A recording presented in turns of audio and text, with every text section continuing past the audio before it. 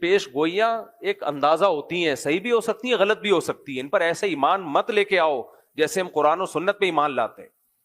میں بھی ایک اندازے سے بات کر سکتا ہوں کہ یہ ہو جائے گا یہ ہو جائے گا، لیکن وہ نہیں ہوتا، بعض دفعہ ہو بھی جاتا ہے، بعض دفعہ نہیں بھی ہوتا. تو بعض باتیں ڈاکٹر اسرار نے کی تھی وہ نہیں ہوئی پوری، وہ انہوں نے کی تھی لیکن نہیں ہوئی پوری. بعض کی ہیں جو ہو گئی پوری. تو انسان کو انسان رہنے دو، اس کو پیغمبر بنا کے ایسا بزرگ بنا کے کہ وہ پیشگوئیاں کر رہے ہوتی چلی آ رہی ہیں، یہ مت کرو یہ کام. لوگ کہتے ہیں وہ تو حدیثوں سے پیشگوئیاں کر رہے ہیں.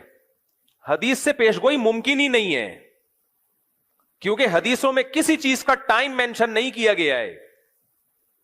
اور یہ میں اپنی طرف سے نہیں کہہ رہا، یہ پہلے لکھ چکے ہیں علماء اور محدثین. چونکہ تاریخ میں دیکھا ہے علماء محدثین نے کہ حدیثوں سے لوگ تانے بانے ملا کے ایک پریڈکشن کرتے ہیں، ایک پیشگوئی کرتے ہیں، اور پھر اس کے حساب سے ماحول بنانا شروع کر دیتے ہیں، حالانکہ حدیث میں اس کا وہ ٹائم مینشن نہیں ہوتا. اور پھر یا تو اس کے نام پہ کوئی فساد پھیلا دیتے ہیں، یا پھر سادہ لوگ جب دیکھتے ہیں کہ یہ ہونے والا تھا لیکن ہوا نہیں تو ان کا حدیثوں سے ایمان اڑ جاتا ہے. تو اس لیے یہ جو بھی اس طرح کے اسکالرز گزرے ہیں، یہ ہیں اسکالرز ہی، ان کی بات کو پتھر پہ لکیر سمجھ لینا. اس کی مثال ایسے جیسے ڈاکٹر اسرار نے پیشگوئی کی تھی کہ گریٹسٹ اسرائیل بنے گا، جو پورا مکہ مدینہ اور یہ سب چیزیں یہ سب اسرائیل میں داخل ہو جائیں گے. ان کی نیت پہ ہمیں کوئی شبہ نہیں ہے، انہوں نے اچھی نیت سے ہی کہا، لیکن یہ بات غلط ہے. اگر آپ نے مان لیا نا کہ گریٹسٹ اسرائیل بنے گا تو یہ امید کی بات ہے یا مایوسی کی بات ہے؟ مایوس. اس کا مطلب پھر وہ چھوڑ دیں، جو وہاں مزاحمت کر رہے ہیں وہ چھوڑ دیں مزاحمت. جب بنے گا تو کیا ضرورت ہے کرنے کی پھر؟ تو ڈاکٹر سرار صاحب کی نیت اپنی جگہ، لیکن انشاءاللہ نہیں بنے گا، کسی کا باپ بھی نہیں بننے دے گا ان کو. یہ سٹائل ہونا چاہیے. کیسے بنے گا بھائی؟ آپ کے مکان پہ کسی نے دھمکی دی کہ میں قبضہ کروں گا، تو پہلا ریپلائی آپ کا کیا ہوگا؟ تیرے باپ میں دم میں تو کر کے دکھا. لڑنا تو بعد میں جا کے، کیس ویس تو بعد میں نمٹیں گے بیٹھ کے. اور اگر وہ کہے کہ حدیث میں آتا ہے کہ میں قبضہ کروں گا، اس کا مطلب اس نے تو آپ کے ہاتھ پاؤں کاٹ دیے. تو کتنا ہی نیک اسکالر ہو، اچھا ہو، غلطی ہر انسان سے ہو سکتی ہے. میرا مقصد ان کی ذات کو ہدف بنانا نہیں ہے، میرا مقصد صرف اور صرف یہ بتانا ہے کہ حدیثوں میں کسی چیز کو مینشن نہیں کیا گیا ٹائم کو. اس لیے علماء پہلے یہ سب حدیثوں کو ایکسپلین کر چکے ہیں کہ حدیثوں میں دو طرح کی حدیثیں ملتی ہیں ہمیں.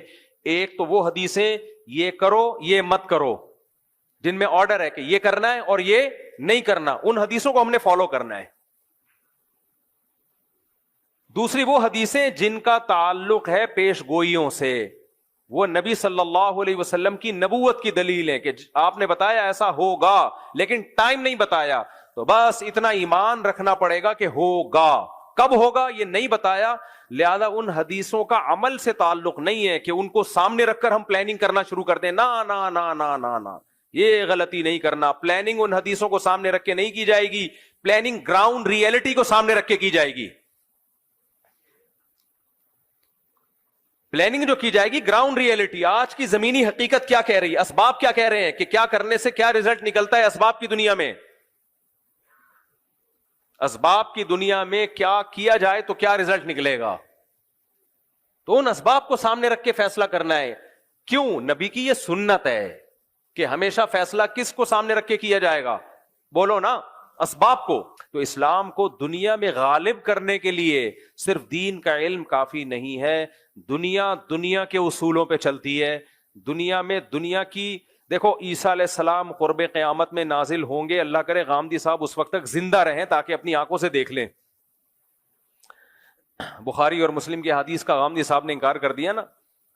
اتنی واضح حدیث ہے کہ لَيُوشِكَنَّ أَن يَنزِلَ فِيكُمُ ابْنُ مریم، ضرور بھی ضرور تم پر عیسیٰ ابن مریم نازل ہوں گے. تو جناب غامدی صاحب، اگر یہ مطلب یہ حدیث تو ہے بخاری مسلم کی، اور بھی حدیث کی کتابوں میں ہے یہ. اگر نبی پر کسی نے یہ ان حدیثوں میں جھوٹ باندھا ہے معاذ اللہ، تو اس کا مطلب یہ امت بہت بڑی کذاب تھی، کیونکہ اس حدیث کو ایک راوی نے بیان نہیں کیا، متعدد راوی ہیں، وہ سارے جھوٹے تھے معاذ اللہ. پھر تو امت پہ اعتماد ختم. پھر تو کیا بھروسہ یہ کتاب جو ہمیں قرآن ملی ہے امت نے اس میں تحریف نہ کر دی ہو. آپ کہہ سکتے ہیں قرآن کی حفاظت کا تو اللہ نے وعدہ کیا ہے، اس کا جواب یہ کہ یہ بھی تو اسی قرآن میں لکھا ہوا ہے جو ہمیں اس امت نے دیا ہے. عقلی طور پر امکان ہے خود ہی لکھ کے ہمیں دے دیا ہو، لیکن ہم کہتے ہیں یہ نہیں ہو سکتا، کیونکہ تواتر کے ساتھ جب کوئی چیز چلی آ رہی ہوتی ہے اس میں غلطی کا امکان نہیں ہوتا. تو حضرت عیسیٰ علیہ الصلوۃ والسلام جب نازل ہوں گے نا قرب قیامت میں، اچھا جب نازل ہوں گے تو اس وقت ہی نازل ہوں گے. کائنڈلی ابھی آپ کوئی ایسا کام نہ کریں. لوگ کیا امام مہدی کے انتظار میں آذربائیجان ہو کے آیا ہوں نا، وہاں ایک انقلاب آیا تھا رشیا سوویت یونین کے انقلاب سے پہلے. کوئی لیڈر گزرا ہے جس نے بہت لوگوں کو قتل کیا، اور آذربائیجان میں جو اسلامی حکومت تھی اس کو ختم کر دیا تھا اس نے. یعنی اہل سنت کی حکومت تھی، سنیوں کی. تو ختم کیا کس دلیل پہ؟ کہ میں امام مہدی ہوں. حدیثوں میں جس مہدی کا تذکرہ ہے وہ میں ہوں، اور ایسی کی تیسی کر دی پوری اسٹیٹ کی، ریاست کی. اس کے بعد سوویت انقلاب آیا تو انہوں نے ان کی بھی ایسی کی تیسی کر دی. تو آج کل ایسی کی تیسی ہی چل رہی ہے مارکیٹ میں. تو اسلام اسباب اختیار کرنے کا حکم دیتا ہے، اسباب سے دور نہیں کرتا آپ کو. جب تک مسلمانوں نے اسباب اختیار کیے، دنیا پہ حکومتیں کی ہیں. سلطان محمد فاتح نے ترکی میں، استنبول میں، قسطنطینیہ میں جو قلعہ فتح کرنا تھا، اس کے لیے وہ اپنی صف میں بزرگوں کو بھی لے کر گیا جو دعائیں مانگیں گے. لیکن اس کے لیے بزرگوں کو تو لایا ہے دعائیں مانگنے کے لیے، لیکن اس نے پہلے اپنے انجینئرز کو کہا کہ اتنی بڑی توپ بناؤ جو اس سے پہلے دنیا میں کسی کے پاس اتنی بڑی توپ نہ ہو، جس کو لوگ کے بولیں یہ توپ ہے. کہتے ہیں نا کیا توپ چیز ہے، کیونکہ اتنی چوڑی دیوار ہے قسطنطینیہ کے قلعے کی کہ اس دیوار کو چھوٹی موٹی توپوں سے توڑنا ممکن نہیں ہے. وہ کہہ سکتا تھا ہمارے پاس اتنے بڑے بزرگ ہیں، نیک لوگ ہیں، اتنا بڑا لشکر ہے، اور نبی نے خوشخبری بھی دی ہے قسطنطینیہ فتح ہوگا. آپ نے فرمایا سب سے بہترین لشکر وہ ہوگا جو قسطنطینیہ فتح کرے گا. یہ تو بتا دیا آپ نے، لیکن کیا مطلب؟ بس ہم چلے جائیں فتح کرنے؟ کیوں نبی نے کہا ہوگا فتح. بھائی نبی نے ڈیٹ نہیں بتائی ہے کہ محمد فاتح کے ہاتھ پہ ہوگا یا اس سے پہلے کسی کے ہاتھ پہ ہوگا. اس کے ہاتھ پہ ہوگا جو اسباب اختیار کرے گا. 700 سال کے بعد جا کے یہ پیش گوئی پوری ہوئی ہے نبی کی. 700 سال پہلے بھی حملے ہوئے ہیں ناکام. کیوں؟ دشمن زیادہ طاقتور تھا، اور جو اٹیک کرنے والے وہ دشمن کے مقابلے میں کمزور، حالانکہ نیک تھے. صحابہ، تابعین، تبع تابعین، انہوں بھی حملے کیے ہیں. حضرت ابو ایوب انصاری کی قبر ہے وہاں قسطنطینیہ میں دیکھ کے آیا ہوں. لیکن کیا بھائی دنیا دار الاسباب ہے. صحابہ نے کوششیں کی اپنے لحاظ سے، جو وسائل اختیار کر سکتے تھے کیے، نہیں ہوا فتح. سلطان محمد فاتح نے کہا کیوں نہیں ہو رہا؟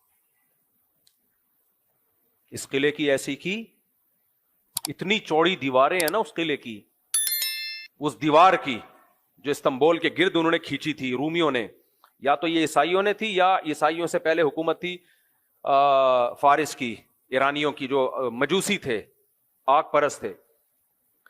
اب اس میں دونوں قول ملتے ہیں ہمیں، مجھے پوری تحقیق نہیں ہے کہ یا تو یہ مجوسیوں نے بنائی تھی پہلے آگ پرست. دو ہی بڑی سپر پاور گزری ہے نا بھائی، ایک ایرانیوں کی گزری ہے اور ایک مسیحی. اس سے پہلے تو یہودیوں کی تھی. دیکھو پہلے یہودیوں نے دنیا میں حکومت کی ہے سلیمان اور داؤد علیہ السلام کے دور میں. ہر جگہ کس کی تہذیب نظر آتی تھی؟ یہودیوں کی. سلیمان علیہ السلام کا نا پورا حدود سے آ کے خبریں دی ہیں. ملکہ سبا ہے، وہ ملکہ سبا کو بھی فتح کر لیا اور وہ پھیلتے چلے گئے. تو جو سپر طاقت تھی دنیا میں، جو سلطنت قائم تھی، وہ کس کی تھی؟ یہودیوں کی. اس سے پہلے کی تاریخ میں میں نہیں جا رہا، اس سے پہلے بھی بہت لوگوں نے دنیا میں حکومتیں کی ہیں، تو ماضی قریب کی بات میں کر رہا ہوں. اس کے بعد اللہ نے کس کے ہاتھ میں روحانی خلافت دی ہے؟ مسیحیوں کے ہاتھ میں. حضرت عیسیٰ پر ایمان لانے والے یہ پھیلتے چلے گئے، جنگوں کے ذریعے بھی، دعوت اور تبلیغ کے ذریعے بھی. کچھ علاقوں کو تو عیسائیوں نے تلوار کے زور سے فتح کیا، کچھ ایسے تھے جو خود بخود پوری اسٹیٹس مسیحی مذہب میں داخل ہو گئیں کیونکہ اس میں اٹریکشن تھی. لیکن یہ جو مجوسیوں کی حکومت تھی، آگ کی پوجا کرنے والے ایران کی طرف تھے، یہ ان کی اپنی ایک الگ ریاست تھی، بہت بڑی اسٹیٹ تھی ان لوگوں کی بھی. تو یہ دو سلطنتیں، ایک رومن امپائر اور ایک ایرانیوں کی جو مجوسیوں کی امپائر تھی، یہ دو بڑی طاقتیں تھیں جب اسلام دنیا میں بولو آیا ہے. تو عیسائیوں کی لڑائی زیادہ تر انہی سے ہو رہی تھی، یا تو یہودیوں سے ہوتی تھی یا ان سے ہوتی تھی مجوسیوں سے. تو یہ جو استنبول ہے ترکی، یہ تھا پہلے مجوسیوں کے قبضے میں، آگ پرستش، آگ کی جو پوچھا مشرک لوگوں کے. اب یا تو یہ دیوار انہوں نے بنائی تھی جس پر مسیحیوں نے اسی طرح سے حملہ کیا، بہت مشکل سے اس پہ قبضہ کیا، یا یہ کہ یہ بنائی کس نے تھی؟ مسیحیوں نے بنائی تھی. یہ دیکھنا پڑے گا کتابوں میں، اس وقت میرے ذہن میں نہیں ہے. لیکن بہرحال مسلمانوں کے لیے اس کو فتح کرنا آسان کام نہیں تھا، اور نبی نے خوشخبری بھی سنا دی تھی، نعم جیش یغزو القسطنطینیہ او کما قال صلی اللہ علیہ وسلم، کیا ہی بہترین لشکر ہے جو قسطنطینیہ کو فتح کرے گا.